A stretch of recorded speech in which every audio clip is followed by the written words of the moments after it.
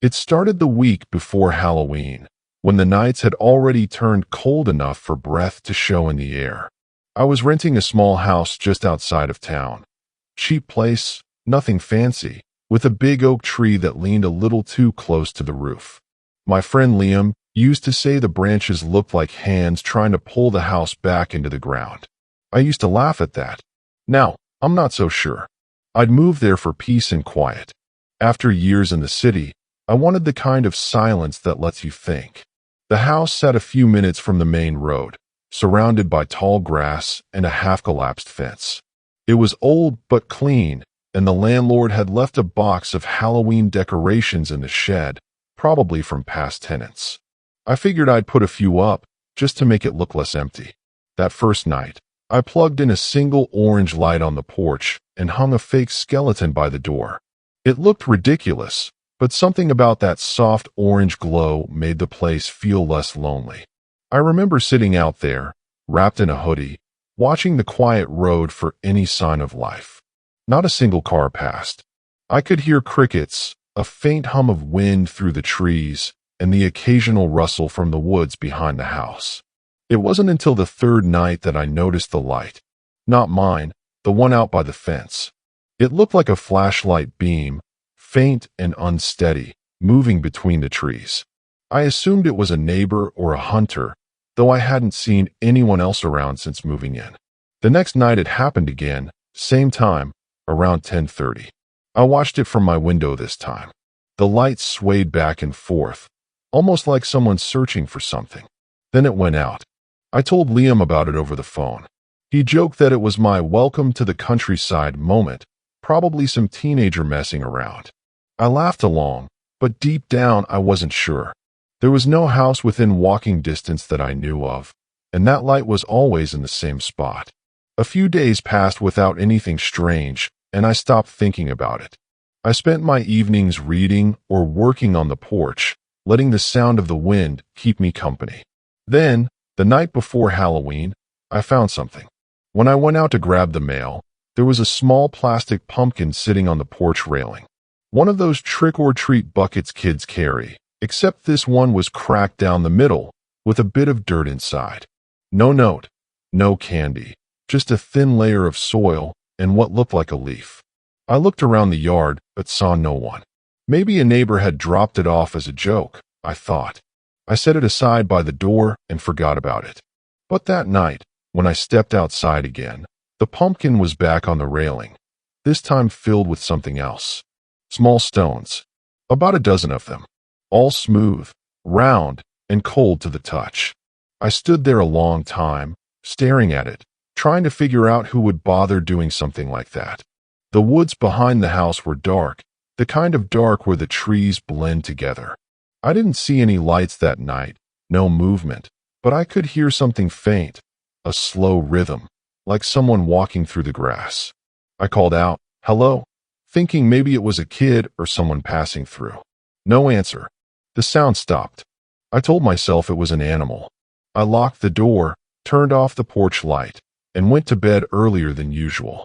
But I couldn't sleep. Every few minutes, I'd hear something from outside, a crunch of leaves, a soft tap on the wooden siding. Once, I thought I heard breathing right under the window. Around midnight, I got up and peeked through the curtain. There was nothing there. The yard looked still empty, but the porch light, unplugged since earlier, was on again, and the cracked pumpkin was gone. When I saw the pumpkin was gone, I just stood there for a while, trying to convince myself I had misplaced it somehow. Maybe I moved it without remembering. But the longer I looked at that empty railing, the less that made sense. The plug from the porch light still hung loose, swinging slightly as if it had just been touched. I could see my breath fogging the window. I went outside with my phone flashlight on, scanning the porch, the steps, and the yard below. The grass shimmered with dew, untouched except for one clear mark near the bottom of the steps, a single shoe print facing the house. Not mine. Too large. I stepped back, looking out toward the fence, half expecting to see the light again. Nothing. The woods behind the yard were still and silent, but they had that strange kind of silence that feels like listening. I couldn't shake the thought that someone was out there, watching. I didn't sleep much that night. Every sound made me glance at the window. Once, around 3, I heard what sounded like the porch boards creaking under someone's weight. By the time I got up to check, everything was quiet again. I made coffee before sunrise just to have something warm to hold. The next morning, when I opened the door to head to work, the pumpkin was back. It was sitting exactly where it had been the first time. Inside it this time was a small pile of acorns and a folded piece of paper. I didn't touch it at first. The handwriting on the paper was messy, uneven, as if written by a child or with a shaking hand. It said, "You shouldn't turn the light off." That was it. No name, no signature. I brought it inside and stared at it for a while. Maybe it was a prank. Maybe someone from the area knew the house was empty before I moved in. But then I thought of the shoe print, the noises, the way the porch light had been plugged in by itself. None of it fit a simple prank. At work that day, I couldn't focus on anything. Every time my phone buzzed, I half expected it to be a picture of my house. I even drove home early, thinking I'd catch whoever it was. But the yard looked the same. Quiet. Normal. The pumpkin was gone again. By the time the sun went down, the wind had picked up. Leaves scraped across the porch, and the oak branches knocked gently against the roof. I tried to relax, put on a movie, kept all the lights on. For a while it helped. Around 9, I started to doze off on the couch. That's when the motion light by the fence came on. It stayed on for almost a full minute, then clicked off. I went to the window and looked out. The wind had slowed, and everything seemed frozen. Then, just barely visible in the dark, I saw a flicker, a flashlight beam sweeping slowly along the fence line. It stopped for a few seconds, then moved closer, toward the back of the yard. I reached for my phone to record it, but before I could, the beam snapped off. I stared into the dark, waiting. Then, from somewhere near the shed, I heard a low scraping sound. Metal against wood. I turned on the porch light, but it barely reached that far. The sound stopped instantly. That was enough for me. I locked every door and window, double-checked the back door, then sat with my phone in hand until I finally fell asleep sometime after 2. When I woke up the next morning, I went straight to the back door to check outside. The shed door was slightly open. I hadn't been in there since moving in, but I knew I'd closed it before. I grabbed a broom and nudged the door wider. The smell of damp would hit me first, then something else, something faintly sweet, like rotten fruit. Inside, on the floor, was the cracked pumpkin, and next to it, someone had scratched words into the wood with what looked like a nail or knife. "Don't leave again tonight." I didn't go to work that day. I called Liam and told him everything. He offered to drive down, but I told him not to. Part of me didn't want anyone else near that house. I packed a small bag, ready to leave, but as I locked the front door and stepped toward my car, I saw something that made me stop. A small orange light was glowing faintly in the woods. The same one I'd seen that first week. Only this time, it wasn't moving. It was steady, waiting. I stood there in the driveway for what felt like a full minute, staring at that dim orange glow between the trees. It looked like a lantern or maybe a phone flashlight covered with a cloth, but it didn't flicker or sway. It just stayed still. The longer I watched, the more it seemed like whoever, or whatever, was holding it knew I was looking. I got in my car and locked the doors, but I didn't start the engine right away. My hands were shaking on the steering wheel. I told myself to drive away, but I couldn't take my eyes off that light. I thought maybe if I watched long enough, I'd see who it was. Then the light went out. Just like that. One blink and gone. I turned the key, headlights cutting through the yard, but they caught something before I could even shift into gear. There was movement near the oak tree, a small shape darting past the trunk. I froze. My lights swept the yard again, nothing there. The branches moved softly in the wind, but I knew what I saw. Someone had been standing there. I finally drove off, heart racing, and didn't slow down until I hit the main road. I told myself I'd stay at a motel for the night, maybe call the police in the morning. There was one about 10 miles away, a small, 2-story place near the gas station. I pulled in, parked, and sat there for a moment before getting out. The air smelled like rain, and for the first time all week, I felt halfway safe. The woman at the front desk gave me a key, room 12, facing the parking lot. I carried my bag in, locked the door, and went straight to the window. No one outside. The porch lights glowed soft yellow across empty cars. I sat on the edge of the bed and exhaled for what felt like the first time in hours. By midnight, I had convinced myself that maybe I'd imagined some of it. The noise, the footprints, the scratching. Maybe the pumpkin was some weird local prank and the light was just a hunter. My mind had built it up into something worse. That's what I told myself. Then my phone buzzed. It was a text from an unknown number. No words, just a photo. It showed my car, parked right where it was, outside the motel.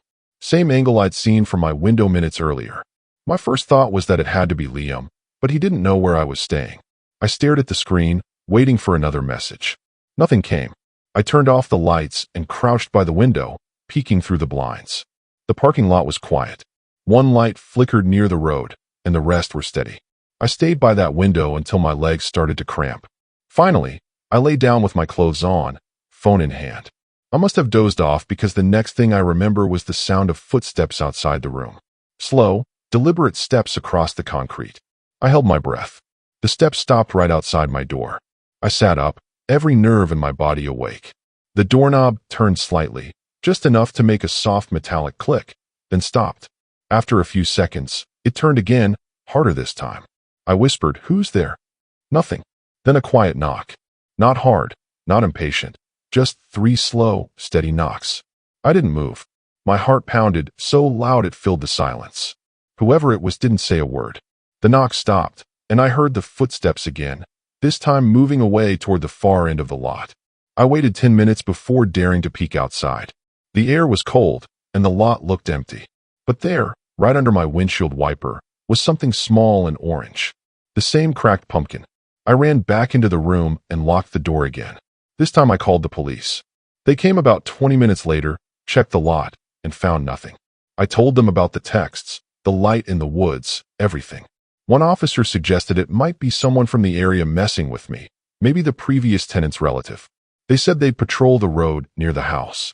After they left, I sat on the floor and watched the door until morning. When I finally stepped outside, the pumpkin was gone again. I thought about leaving town altogether, but something inside me, curiosity, maybe stupidity, wanted to know why me. Why that house? Why the note said not to turn the light off? So later that day, when the sun was high and the air felt almost warm again, I drove back. I told myself I'd grab whatever was left and never return. But when I pulled into the driveway, I saw something that made my stomach twist. Every window in the house had been covered, from the inside, with paper pumpkins. Cutouts, at least a dozen of them. And in the center of the front door, written in thick black marker, were 3 words. "Welcome back home." I didn't get out of the car right away. I just sat there with the engine still running, staring at the paper pumpkins taped across the windows. They weren't neat or evenly spaced. Some were upside down, others wrinkled, and all of them were the same dull shade of orange like they'd been cut from the same roll of paper. The words on the front door looked thick and uneven, written by hand, still wet enough that the ink had bled down the wood. "Welcome back home." The smell of the engine mixed with the dry scent of leaves. I couldn't decide whether to drive straight to the police station or go inside and see what else had changed. Against every bit of common sense, I chose the second option. I killed the engine and stepped out slowly. The air was still, almost too still. No birds, no wind, not even the usual creak from the oak branches. I walked up the porch steps, the boards complaining softly under my shoes. When I reached the door, I noticed something else, small prints of dirt across the wood, like someone had pressed their fingertips there while leaning in. I tried the doorknob, even though I knew I shouldn't. It turned easily. I'd locked it when I left. The smell inside hit me first, damp, sour, and faintly metallic. The curtains had been drawn tight, making the rooms darker than usual. My boots stuck slightly to the floor as I walked in. Every corner felt smaller than before, as if the walls had moved in while I was gone. I moved from room to room, flipping switches that didn't seem to do anything. The power was out. Sunlight squeezed through gaps in the paper pumpkins, casting dull orange shadows across the furniture. Everything looked exactly where I'd left it, except for one thing. The cracked pumpkin was sitting on the kitchen counter. I walked closer and saw that this time, something had been carved into it. Not a face, just a word, "Stay." The knife used to carve it lay beside the sink, one I hadn't seen before, small, rusted, the handle wrapped in some kind of cloth. The sight of it made me feel sick. I backed out of the kitchen, reaching for my phone. No signal, not even one bar. I went toward the back door, planning to leave and call for help from the road. When I grabbed the handle, I froze. Someone had nailed it shut from the outside. 6 nails hammered in, uneven but solid. My stomach dropped. Then, somewhere in the house, a floorboard creaked. It wasn't the usual old house noise. This one was sharp, close, deliberate. I turned toward the hallway. The sound came again, one slow step at a time. I whispered, "Who's there?" Silence. Then another step, heavier this time. I backed toward the living room, keeping my eyes on the hallway. My breath sounded too loud. I could see the faint orange glow still leaking through the papered windows. I thought about running to the front door, but that meant turning my back to the hall. Then the hallway went dark. The faint light that had been coming from the back window suddenly vanished, as if someone had covered it from outside. My heart hammered in my chest. I picked up the nearest thing I could find, a fireplace poker, and moved toward the door. When I turned the handle, it wouldn't budge. I pulled harder. Nothing. It wasn't locked, it just wouldn't open. Like someone was holding it shut from the other side. That's when I heard the whisper. It wasn't loud, but it came from close, too close. Just a single word, drawn out and low. "Stay." I stumbled backward, knocking over a chair. The sound stopped. Then something hit the window behind me, hard. The paper pumpkins shivered, one of them tearing open to reveal a faint shape outside. A face, pale against the glass, looking in. I dropped the poker and ran toward the kitchen, trying the side window. It wouldn't move either. My mind felt scrambled. No logic, just panic. The face was gone when I looked back, but there were footsteps now, fast ones circling the house, stopping just outside the walls. Then silence again. I stood in the center of the room, chest tight, trying to think. I needed light, sound, anything that would break the quiet. I reached for my phone again, even though I knew there was no signal. The screen lit my hand in a faint glow, and then it buzzed. A message popped up. Unknown number. It said, "Turn the light back on." I didn't even have time to process it before the porch light flicked to life on its own, spilling weak orange through the cracks in the papered windows. And in that light, I saw a shadow move across the porch, slowly, calmly, like it belonged there. The shadow slid past the window, tall and unhurried, the kind of movement that tells you the person doesn't need to run. I stood still, the phone dimming in my hand until the screen went black. I listened, waiting for the next sound, but there was nothing. Not even footsteps this time. Just that low electric hum from the porch light. Then a soft tap on the door. 3 knocks again. Slow, patient. I didn't answer. My mind raced. Run to the back. Break a window. Climb out. But every idea felt useless. I had no signal. The back door was nailed, and the windows were stuck tight. I couldn't even tell if the person outside was alone. Another tap. Then a pause. Then the faintest scrape, like fingers sliding down the wood. I forced myself to move, keeping quiet. I went toward the kitchen, away from the sound, heart pounding in my ears. I needed something solid. I grabbed the rusted knife from the counter and crouched near the doorway, my breathing shallow. A minute passed, maybe 2. Then the light flickered once. When it came back on, I heard the porch boards creak. Someone was walking away. I waited until I couldn't hear anything before I crept back to the window. The porch was empty. The light swayed slightly, windless, but there was no one there. For a moment, I thought it was over. Then my phone buzzed again. Another message. No photo this time, just text. "Thank you for staying." I dropped the phone. My body felt weightless, like everything inside me had turned hollow. I wanted to scream, but my voice wouldn't come. I just backed away from the window and bumped into something. It wasn't furniture. I turned, and for the first time I saw him clearly. He was standing halfway in the hallway, a man maybe in his 30s, wearing that same long dark coat I'd seen through the trees. His face looked ordinary in a way that made it worse. Blank eyes, clean-shaven, calm. He wasn't breathing hard, wasn't angry, just there, watching me. Neither of us moved for a few seconds. Then he smiled, small and crooked. "You kept the light on," he said quietly. I didn't think. I just swung the knife. He stepped back fast, not scared, just reacting, and the blade sliced the air inches from his chest. I ran for the front door, throwing my shoulder into it until it finally cracked open. I stumbled outside, the porch light washing everything in dull orange. I ran toward the car, but the keys weren't in my pocket. They were still inside on the table. My head spun. Behind me, the front door opened slowly, the hinges squealing.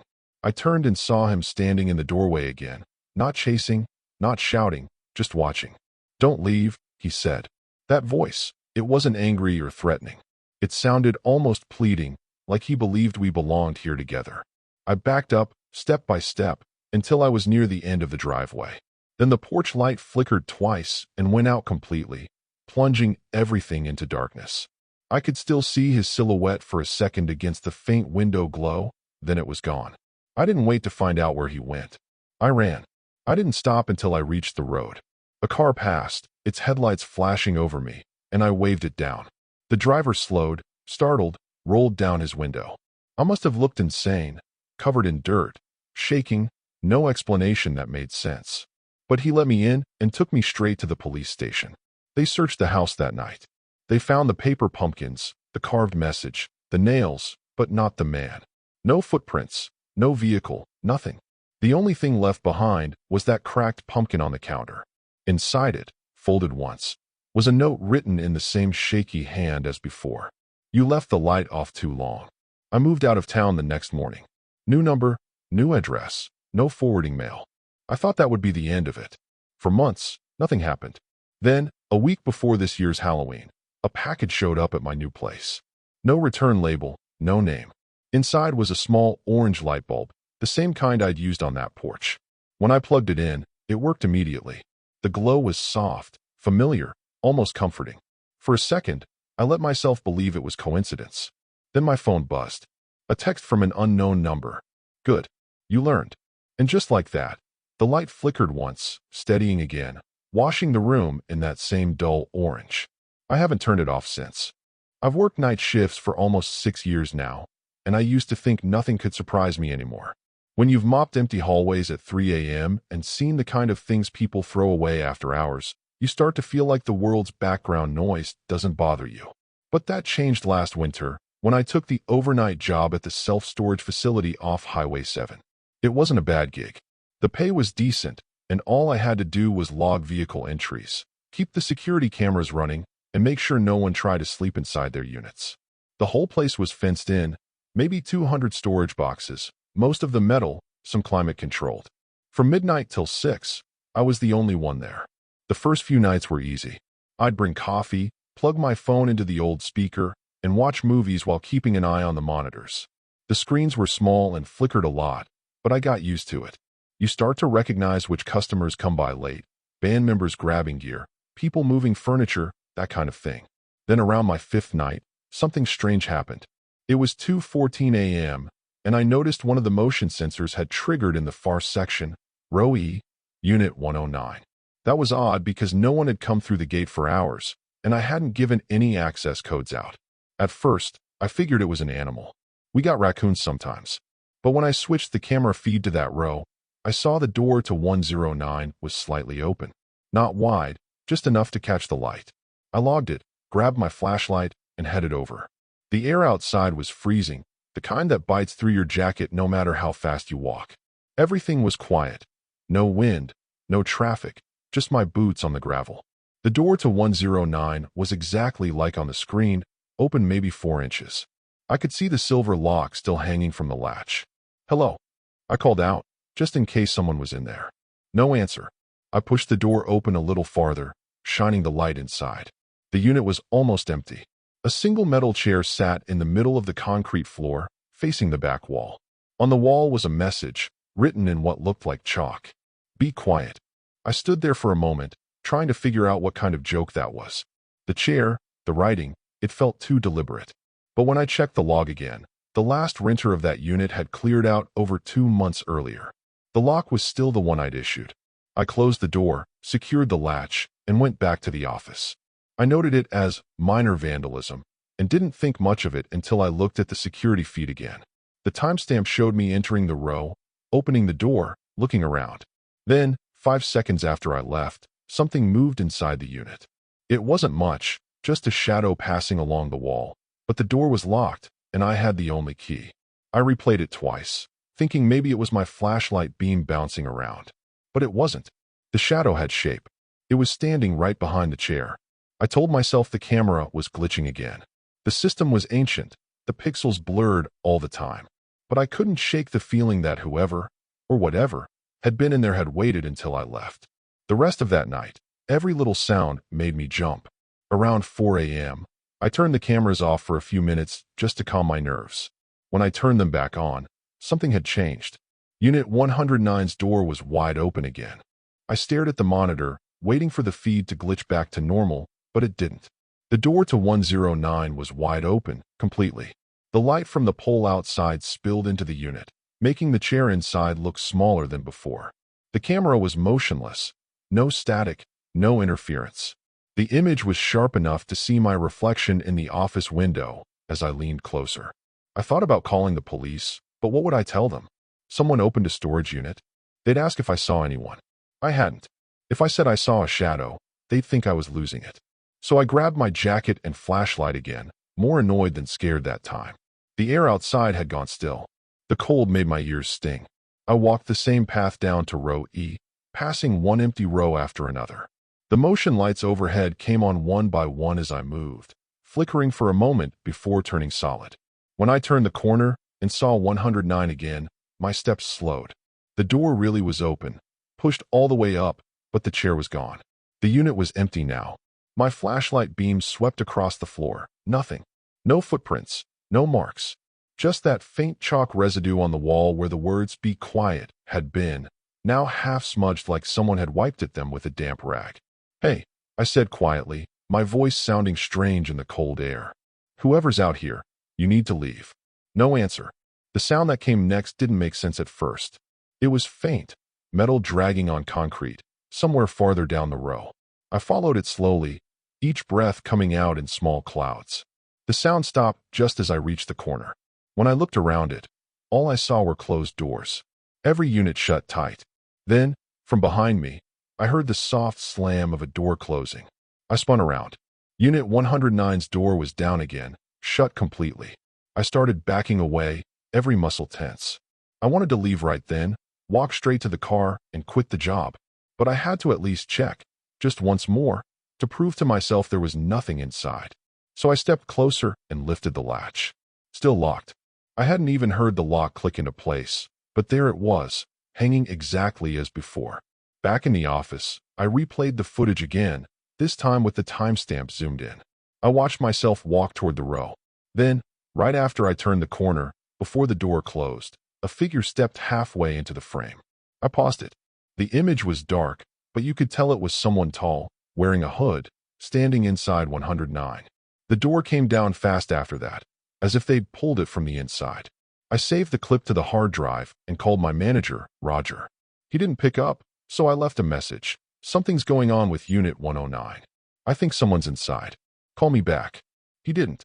At 3:22 a.m., I was checking the other cameras when something else caught my eye. The motion sensor in row A lit up. Then row B. Then C. One after another, like someone walking straight toward the office. I switched through each feed. The lights kept triggering, one by one, but the walkways were empty. No shadows, no shapes, just the lights responding to movement I couldn't see. Then they stopped, right at row D. That row ended about 20 feet from my office window. I turned off the monitor's sound so I could listen. For a while, nothing. Then, faintly, the sound of gravel crunching under slow footsteps. I stood and reached for my flashlight again. My reflection in the office glass looked pale and shaky. The footsteps stopped just outside the light from my window. I waited, staring into the dark. Then, from the edge of the light, something rolled across the ground and hit the base of the door with a soft clink. I bent down. It was the key to Unit 109. When I looked back out the window, I finally saw him, standing at the edge of the light, head tilted, watching me. He wasn't wearing a hood after all. It was just his hair, long, unkempt, hanging in front of his face. I blinked once, and he was gone. I ran out, flashlight shaking in my hand, but the walkway was empty again. No footprints this time, not even the key anymore. When I got back to the office, I checked the footage to see if the cameras caught him. Every screen was black. Not frozen, just off. I hadn't touched anything, but the system had stopped recording right before the lights on row D came on. I sat down hard in the chair and stared at the monitor, waiting for something to come back on. After a few minutes, the cameras flickered alive again. Every feed looked normal. Every row still. Except one. Unit 109's door was open again. And this time, the chair was back inside. But now, it wasn't facing the wall. It was facing the camera. I couldn't move. My hand was still resting on the mouse, but it felt like it didn't belong to me anymore. The chair on the screen was positioned perfectly in the center of the unit, facing out, angled straight toward the camera. It hadn't been that way before. I replayed the last few minutes of footage again and again, but the camera feed just skipped. One frame, empty unit. The next, the chair was there, facing me. I leaned back slowly, staring at the monitor. The clock in the corner of the screen read 3:46 a.m. I tried to tell myself someone was inside, moving things around, trying to mess with me. That was easier to believe than the other option, that the chair had moved on its own. I picked up the desk phone and called Roger again. Straight to voicemail. I started typing an email instead, something short, just to have it on record. Security concern at facility, possible trespasser. Check Unit 109 footage. The second I hit send, the lights in the office flickered once, then steadied. The hum of the heater cut out. I looked up. The power indicator on the monitor blinked off. All four screens went black. The room went completely silent. No hum, no heater, no buzz from the fluorescent lights. Even the distant sound of traffic from the highway was gone. I could hear my own heartbeat. Then the phone rang. The landline had one of those old metal bells, and the sound hit me like a gunshot in the silence. I grabbed the receiver. Storage office, who's this? Nothing. A faint crackle. Then, so quiet I almost missed it, a whisper, don't look away. The line went dead. For a few seconds, I just stared at the receiver in my hand. Then I slowly turned toward the window that faced row E. The security lights outside were still on. Everything looked normal. Rows of metal doors, pale gravel, no movement. But right at the edge of the light, Unit 109's door was still open. I could just barely make out the chair inside. I don't know what made me do it, but I reached for my flashlight and stepped outside. The cold hit me instantly, a sharp, dry kind of cold that makes sound carry farther. My breath looked like smoke. The gravel under my boots sounded too loud. Every few steps I stopped, listening. Nothing moved. The rows looked the same, but that still open door pulled my eyes toward it like a magnet. When I got close enough to shine the light inside, the beam landed on the chair again. It was empty, facing me. Then, behind it, something shifted in the dark. A faint scrape, metal against concrete. Who's in there? I called, my voice echoing down the rows. No answer. I took one more step forward, just close enough to see the back wall. The chalk message, "Be quiet," was gone. The wall was clean. I started to back away. That's when the sound came again, not from inside 109 this time, but from the next unit over. A slow dragging noise. I swept my light across the doors. 110, 111, 112, all shut tight. When the beam hit 113, something small and white fluttered under the bottom edge of the door. A scrap of paper, moving with each drag from inside. I crouched down and pulled it out. It was a photo, blurry, overexposed, like it had been printed on cheap paper. It showed the inside of the office, my desk, the monitors, and me, sitting exactly as I had been a few minutes ago, staring at the screen. I dropped it and stepped back fast, the flashlight shaking in my hand. Something knocked 3 times from inside Unit 113. Slow. Heavy. That was enough. I turned and ran back toward the office, my boots throwing gravel. When I reached the door, I looked up at the window just once. The monitors were back on. All of them. And every single camera showed the same thing. Not the rows, not the gates, not the road. Just one view, repeated across all screens. The inside of Unit 109. The chair. And behind it, in the far corner, a tall figure leaning against the wall, head tilted down like he was waiting for something. I slammed the office door shut behind me and locked it, though I knew a flimsy deadbolt wouldn't stop anyone determined. The hum of the lights came back on all at once, so sudden it made my ears ring. Every monitor still showed the same feed, Unit 109. The chair. The figure in the corner. I squinted, trying to make sense of what I was seeing. The man, or whatever it was standing completely still. No motion blur, no camera flicker. Just a dark shape leaning slightly forward, like he was staring at something on the floor. I tried zooming in, but the system was too old. The closer I got, the fuzzier it became, until all I could make out was the pale shape of a face looking downward. I picked up the phone again, but the line was dead. My cell had no service either. I could see the no signal icon mocking me in the corner. I forced myself to think. I'd seen enough weird stuff in this job, break-ins, kids doing stupid challenges, even an old man who used to sleep in his truck behind one of the units. Maybe it was someone who slipped past the gate earlier, someone who found a way to trigger the cameras. That had to be it. But the figure didn't move like a person. He wasn't restless, didn't look up, didn't breathe. He just stayed there, the light from the motion sensor washing his outline in dull white. Then the screen glitched for a second. When it cleared, the chair was empty. The figure was gone. I stared, waiting for him to reappear, but instead, the camera shook, like someone had bumped it from outside. The image tilted slightly, catching part of the ground and the edge of the next unit. Then something bright slid across the floor. A key, the same one I'd found earlier. I backed away from the monitors until I hit the far wall. I must have stood there for a full minute, breathing too fast, waiting for anything to change. The screen stayed still. Then, in the corner of the monitor for the office camera, the one facing me, I saw a flicker of movement. At first, I thought it was my reflection, but it wasn't moving when I did. A shadow passed along the window behind me. I turned slowly. The blinds were half open, letting the cold white light from the yard spill through. For a second, I thought I saw someone standing just beyond the glass, tall, head slightly bowed, like before. But when I blinked, he was gone. I didn't wait this time. I grabbed my jacket and keys, ready to bolt. I turned the lock and yanked the door open, but something clinked on the ground outside, metal sliding over concrete. The key to Unit 109. Again, sitting perfectly centered in the doorway. I stared at it, then glanced toward row E. The lights out there had gone out completely. A long stretch of darkness. Something about the quiet made my skin crawl. I picked up the key, just to get it out of the way, and felt a small tag taped to it. When I peeled it off, I saw 2 words written in thin, slanted handwriting. Come see. The sound that followed came from the speaker mounted on the wall above my desk, the one connected to the intercom used for announcements.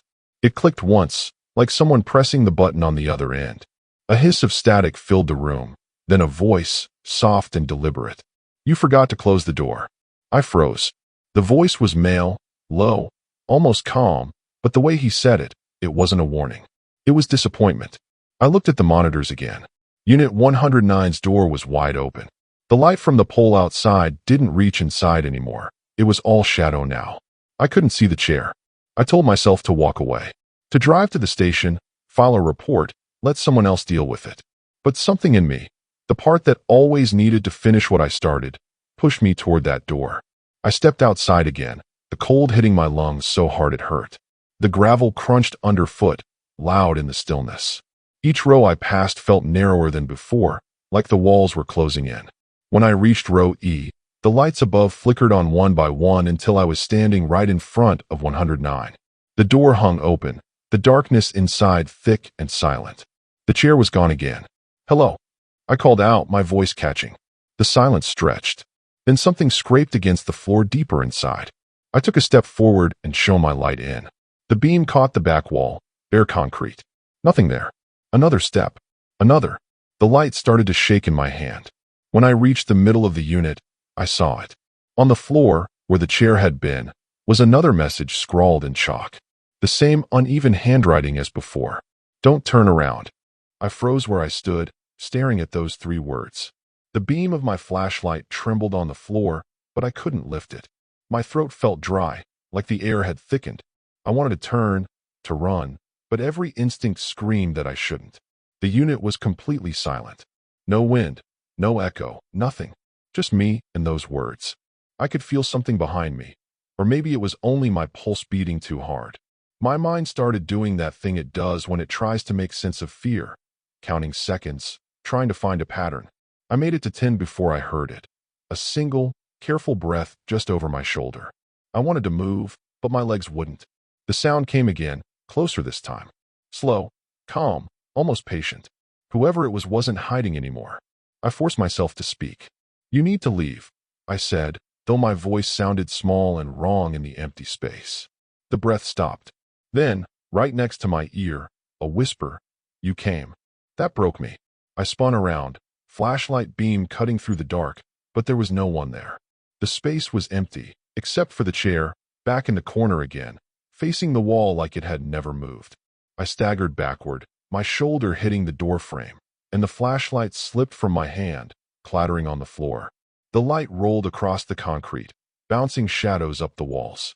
That's when I saw something else. Writing spreading across the wall, chalk lines appearing one by one like an invisible hand was tracing them. Stay. I didn't. I grabbed the flashlight, ran out, and slammed the door down behind me. My hands shook so badly I could barely get the latch through, but I managed. Then I turned and ran, half blind, until the office came into view again. The lights inside flickered, the monitors glowing faintly through the glass. When I got to the door, I stopped. My reflection in the window looked wrong. Paler, thinner, like the camera lens had flattened me. The chair was on every monitor again, but it wasn't empty anymore. Someone was sitting in it. I leaned closer. The person on the screen was wearing my jacket. My flashlight was in their lap. I felt cold spread through me, slow and deep. The camera feed flickered once, then the person lifted their head. It was me. Same face, same look, staring straight into the camera. The lights in the office went out. I don't remember running. I only remember the sound of the gravel under my shoes, the breath tearing through my throat, and the gate clicking behind me as I shoved it open. I didn't stop until I reached the highway, waving down a passing truck. The driver didn't ask questions. He just let me in and took me into town. When the police went back later that morning, they said all the cameras were disconnected. Every cable unplugged neatly from the back of the system. Unit 109's door was closed, locked from the inside. They had to cut it open. It was empty. No chair. No writing. No sign anyone had been there. They found my keys inside the office and returned them with a look that said they didn't believe half of what I told them. I didn't blame them. I didn't go back to that job, not even to collect the rest of my things. But a week later, a small box showed up at my apartment. No return address, no name. Inside was a single metal key.